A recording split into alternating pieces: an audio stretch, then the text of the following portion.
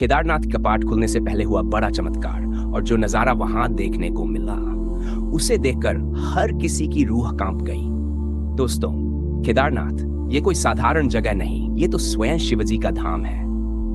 दुर्गम पहाड़ों के बीच, ऊंची ऊंची हिमालय की चोटियों के बीच बसा हुआ ये पवित्र धाम अपने भीतर कई रहस्य छुपाए बैठा है। देखने में जितना खूबसूरत और मनमोहक लगता है, उतना ही रहस्यमय और कभी-कभी डरावना भी लगता है, क्योंकि यहाँ साक्षात भोलेनाथ विराजते हैं और जब जब उनके भक्तों पर अत्याचार हुआ है, तब तब भोलेनाथ ने अपना रुद्र रूप धारण कर लिया है। कभी केदारनाथ में बादलों का फटना, कभी चट्टानों का टूटना, भारी बारिशों का कहर, ये सब हमें यही बताने आते हैं कि इंसान को इस धरती पर सुंदरता बढ़ाने के लिए भेजा गया है, महादेव का नाम जपने के लिए भेजा गया है, ना कि उसका दुरुपयोग करने के लिए। और जब जब मानव ने अपनी सीमाओं का उल्लंघन किया है, धरती को अपना समझकर निर्दोषों पर अत्याचार किया है, तो हमारे शिवजी किसी को नहीं छोड़ते। इसका प्रमाण हमें समय समय पर मिलता रहा है। केदारनाथ धाम चारों धामों में सबसे बड़ा धाम है और 12 ज्योतिर्लिंगों में से एक है। हर साल सर्दियों में इसके कपाट बंद कर दिए जाते हैं। 3 नवंबर 2024 को भाई दूज के दिन केदारनाथ मंदिर के कपाट सुबह 8:30 पर बंद कर दिए गए थे। इसके बाद पूरे 6 महीने तक महादेव की पूजा ऊखीमठ के श्री ओंकारेश्वर मंदिर में की जाती है। केदारनाथ 4 धाम और पंचकेदार का हिस्सा है। यहाँ भगवान शिव ज्योतिर्लिंग के रूप में विराजते हैं। सर्दियों की शुरुआत में मंदिर के दरवाजे बंद कर दिए जाते हैं और फिर अप्रैल या मई में जब मौसम अनुकूल होता है, कपाट दोबारा खोले जाते हैं। कपाट बंद होने के बाद भगवान शिव ऊखीमठ में विराजते हैं। पंचकेदार में ऊखीमठ को विशेष स्थान प्राप्त है और शीतकाल में बाबा केदारनाथ की डोली यहीं लाई जाती है। केदारनाथ मंदिर हिमालय की ऊंचाइयों पर स्थित है। सर्दियों में यहाँ भारी बर्फबारी होती है, रास्ते बंद हो जाते हैं और वहां रहना असंभव हो जाता है। इसीलिए हर साल सर्दियों की शुरुआत से पहले मंदिर के कपाट बंद कर दिए जाते हैं। जब कपाट बंद होते हैं, भक्त अगले साल के खुलने का इंतजार करने लगते हैं। अप्रैल या मई में जब बर्फ पिघलती है और मौसम साफ होता है, तब मंदिर के कपाट एक बार फिर भक्तों के लिए खोल दिए जाते हैं और उस वक्त लाखों लोग बाबा के दर्शन के लिए पवित्र यात्रा पर निकल पड़ते हैं। केदारनाथ धाम की यात्रा की तैयारियां अब अंतिम चरण में है। 28 अप्रैल को बाबा केदार की डोली यात्रा अपने शीतकालीन गद्दी स्थल ओंकारेश्वर मंदिर ऊखीमठ से केदारनाथ धाम के लिए रवाना होगी और 2 मई को भगवान केदारनाथ के कपाट आम भक्तों के दर्शनों के लिए खोल दिए जाएंगे। यहाँ भू शिवलिंग की पूजा होती है, यानी ऐसा शिवलिंग जिसकी उत्पत्ति स्वयं पृथ्वी से हुई थी। मान्यता है कि इस मंदिर का निर्माण पांडवों ने कराया था और शिवजी ने यहाँ उन्हें बैल के रूप में दर्शन दिए थे। केदारनाथ का मंदिर अक्सर बर्फ से ढका रहता है। खराब मौसम के चलते इसके कपाट हर साल 6 महीने के लिए बंद कर दिए जाते हैं। मंदिर बंद करने से पहले पुजारी विग्रह और दंडी को नीचे ले जाते हैं, मंदिर परिसर की सफाई करते हैं और वहां एक दिया जलाकर छोड़ देते हैं। अब चौंकाने वाली बात यह है कि मंदिर के कपाट 6 महीने तक बंद रहने के बावजूद जब कपाट दोबारा खोले जाते हैं, तो वही दिया उसी तरह जलता हुआ मिलता है। 6 महीने बर्फ, हवाओं और वीराने के बीच उस दीपक का यूं जलते रहना सबको हैरान कर देता है। पुजारियों के अनुसार केदारनाथ के कपाट दीपावली के दूसरे दिन बंद होते हैं और इसके बाद इतनी ठंड होती है कि वहां परिंदा भी पर नहीं मार सकता। लेकिन फिर भी बाबा का चमत्कार, वही दिया जलता रहता है। और अब इस वर्ष 2 मई को केदारनाथ के कपाट खुलने जा रहे हैं, जिसकी तैयारियां जोरों शोरों से शुरू हो चुकी है। लेकिन इसी दौर में एक भयानक चमत्कार देखने को मिला है दोस्तों। किसी ने सोचा भी नहीं था कि केदारनाथ के कपाट खुलने से पहले ही इतना बड़ा चमत्कार केदारनाथ धाम में हो सकता है। आपको बता दें दोस्तों, गौरीकुंड से लगभग 16 से 20 किलोमीटर की कठिन चढ़ाई चढ़ने के बाद बाबा केदारनाथ के दर्शन संभव हो पाते हैं और यहीं बाबा केदारनाथ की डोली 1 मई के दिन केदारनाथ धाम पहुंच जाएगी और अगली सुबह 2 मई को सुबह ठीक 7 बजे ब्रह्म मुहूर्त में बाबा केदारनाथ मंदिर के कपाट खोल दिए जाएंगे। दोस्तों, केदारनाथ धाम के कपाट अब बस कुछ ही दिनों में खुलने वाले हैं। क्या आप भी इस बार केदारनाथ धाम जा रहे हैं? कमेंट में जरूर बताएं। लेकिन एक बहुत बड़ा चमत्कार अभी हाल ही में केदारनाथ की घाटियों में घटा है। केदारनाथ धाम जो हर साल 6 महीनों के लिए सर्दियों में बंद हो जाता है। समझ लीजिए कि बाबा केदार खुद बर्फ में लीन हो जाते हैं। चारों तरफ बर्फ की चट्टानें जम जाती हैं। कोई धर्मशाला हो या दुकान, सब कुछ बर्फ की सफेद चादर में छुप जाता है। इसलिए सर्दियों के आते ही लोग केदारनाथ धाम को खाली कर नीचे गौरीकुंड लौट जाते हैं। और फिर जैसे ही कपाट खुलने का समय आता है, लोग फिर से अपना सामान घोड़े खच्चरों पर लादकर 20 किलोमीटर की दूरी तय करके केदारनाथ धाम लौटते हैं। अपने अपने धर्मशालाओं और दुकानों की तैयारी करते हैं। सामान, खाने पीने का, रोजमर्रा की चीजें, सब कुछ फिर से ले जाया जाता है ताकि भक्तों को कोई तकलीफ न हो। इन्हीं तैयारियों के बीच एक भोला भक्त महावीर भी अपने सामान के साथ निकल पड़ा।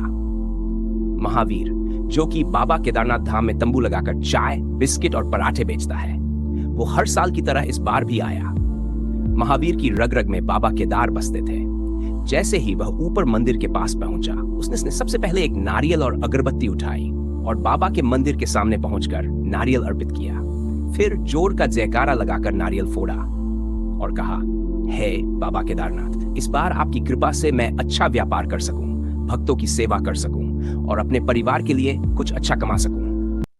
वैसे तो महावीर की पत्नी और बच्चे हर बार उसका साथ देते हैं, लेकिन इस साल उसकी पत्नी नहीं जा पाई। क्यों? क्योंकि पिछले साल जब केदारनाथ के कपाट बंद हुए थे, श्रद्धालु लौट चुके थे। महावीर भी अपने घोड़े खच्चरों पर सामान लादकर पत्नी के साथ नीचे गौरीकुंड लौट रहा था। लेकिन उसी दिन भारी बारिश और बर्फबारी शुरू हो गई और इसी बीच घोड़े का पैर फिसला। घोड़ा जो सामान से लदा हुआ था, वो सीधे खाई की ओर फिसलने लगा। महावीर कुछ कर पाता उससे पहले ही उसकी पत्नी सरिता ने जान की परवाह किए बिना घोड़े की रस्सी पकड़ ली।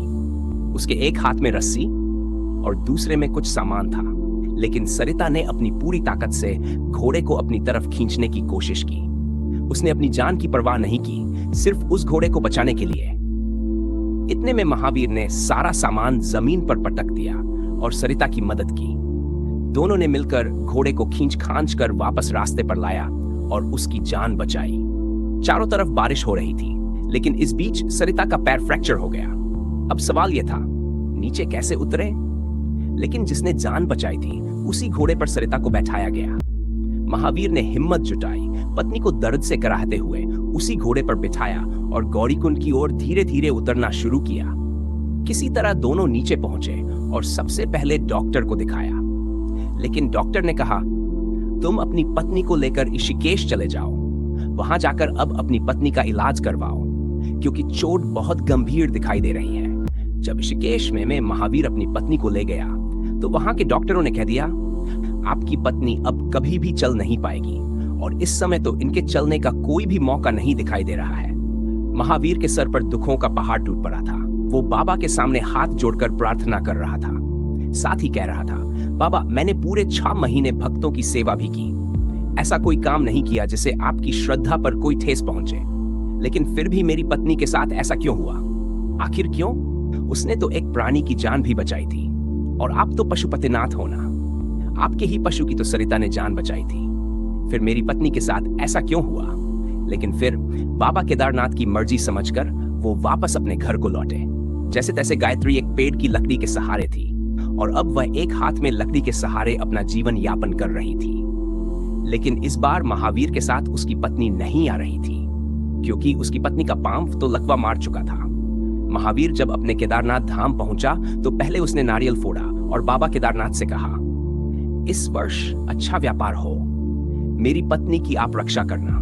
वह हर बार आपके दर्शन करने के लिए आती है, लेकिन इस बार उसका पांव ही टूट चुका है और उसके पांव में लकवा मार गया है, जिस वजह से अब चल नहीं पाती और अब वह आपके दर्शन के लिए भी नहीं आएगी। उसकी रक्षा करना। बाबा केदारनाथ से मन्नत मांगकर वह वापस अपनी दुकान लगाने पहुंच गया। उसने अपना सामान उतारा और अपनी दुकान जमाने लगा। जैसे ही वह दुकान जमा रहा था, थक हार कर बैठा हुआ था और उसे कब नींद आ गई उसे पता ही नहीं चला। लेकिन इतने में ही उसके सर पर एक हाथ था। महावीर को लगा, आखिर यह कौन होगा जो उसके सर पर हाथ फेर रहा होगा। महावीर की एकदम से नींद खुली और उसने देखा उसके सामने तो उसकी पत्नी है। महावीर समझ नहीं पाया कि आखिर यह कैसे हो सकता है। वो तुरंत उठ खड़ा हुआ। उसके सामने उसकी वही पत्नी थी जिसके पांव में लकवा मार चुका था, जो चल नहीं पा रही थी। महावीर ने अपनी पत्नी से पूछा, तुम तो चल भी नहीं पा रही हो, और तुम यहाँ कैसे? तो महावीर की पत्नी ने कहा, आज सुबह जब मैं उठी तो मेरा पाँव बिल्कुल सही था, जैसे मेरे पाँव में कुछ हुआ ही ना हो, और मैं घूमने लगी, दौड़ने भी लगी और अपने घर का काम भी करने लगी थी। मुझे बहुत खुशी हो रही थी। आपसे फोन पर बात नहीं हो पा रही थी, तो मैंने सोचा क्यों ना मैं ये खुशी आपको आपके पास आकर ही दूं। और मुझे बाबा केदारनाथ के दर्शन भी तो करने थे, इसलिए मैं खुद गौरीकुंड से यहाँ 20 किलोमीटर की चढ़ाई करके आई हूँ, और मुझे कोई दर्द भी महसूस नहीं हुआ। मैं यहाँ पर बिल्कुल बिना तकलीफ के पहुंची हूँ। जब ये बात महावीर ने सुनी तो वो बहुत खुश हुआ। वो समझ गया था ये बाबा केदारनाथ की ही महिमा है। बाबा केदारनाथ ने ही ऐसा चमत्कार किया है, और उसकी पत्नी वापस से चलने फिरने लगी और खुद ही 20 किलोमीटर की चढ़ाई करके बाबा केदारनाथ के दर्शन करने पहुंची। दोनों पति पत्नी ने बाबा केदारनाथ मंदिर के बाहर से ही दर्शन किए, क्योंकि अभी कपाट खुलने में 5 दिन बाकी थे। ये बहुत बड़ा चमत्कार था दोस्तों। इस चमत्कार पर आपकी क्या राय है, कमेंट में जरूर बताइएगा। बाबा केदारनाथ सभी भक्तों पर अपनी कृपा बरसाते हैं, सभी भक्तों की चिंताएं हरते हैं, उनका दुख हरते हैं। लेकिन दोस्तों, अभी हाल ही में जिस तरह से कश्मीर में यात्रियों के ऊपर आतंकवादियों ने हमला किया, उनका धर्म पूछ पूछ कर उन्हें मारा गया। इस धरती पर ऐसी कई घटनाएं हमारे सामने आ रही हैं। कहीं पर प्राणियों को मारा जा रहा है, गाय को काटा जा रहा है, सनातन हिंदुओं का कत्ल हो रहा है। तो वह दिन दूर नहीं जब बाबा केदारनाथ वापस से अपने रुद्र रूप में आ जाएंगे, क्योंकि केदारनाथ घाटी में भी आए दिन कई ऐसे कार्य देखे जा रहे हैं जो बिल्कुल नहीं होने चाहिए। हाल ही में पिछले साल ही हमने देखा था, एकदम से बादल फटा और गौरीकुंड और सोनप्रयाग के बीच का रास्ता ही टूट गया। कई सारी जानें भी उसमें चली गई। केदारनाथ में लोग आजकल दर्शन करने के लिए नहीं, बल्कि रील बनाने के लिए, नाचने गाने के लिए आ रहे हैं, प्राकृतिक नजारों का लुत्फ उठाने के लिए जा रहे हैं। लेकिन हमें ऐसा नहीं करना चाहिए। ये 4 धाम की यात्रा बहुत ही महत्वपूर्ण और धार्मिक यात्रा है। हमारे हिंदू धर्म में इस यात्रा के लिए पूरी श्रद्धा के साथ ही जाना चाहिए, ना कि घोड़ों के ऊपर अत्याचार करके।